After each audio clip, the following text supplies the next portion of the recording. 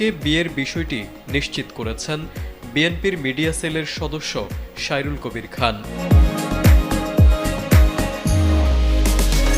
জানা গেছে, শহীদ রাষ্ট্রপতি জিয়াউর রহমানের মন্ত্রিপরিষদের সদস্য নূর মোহাম্মদ খানের বড় মেয়ে ব্যারিস্টার নুসরাত খানকে আংটি পরিয়েছেন ইশরাক।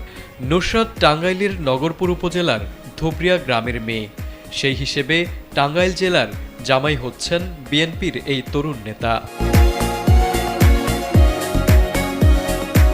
এদিকে ইশরাক হোসেনের মা ইসমত হোসেন বলেন, হঠাৎ করেই পারিবারিকভাবে বাগদান সম্পন্ন হয়েছে তার ছেলের।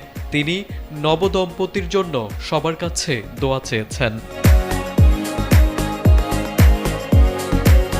ইশরাক হোসেন ১৯৮৭ সালের ৫ এপ্রিল জন্মগ্রহণ করেন। তার শৈশব ও কৈশোর কেটেছে রাজধানী ঢাকা শহরে।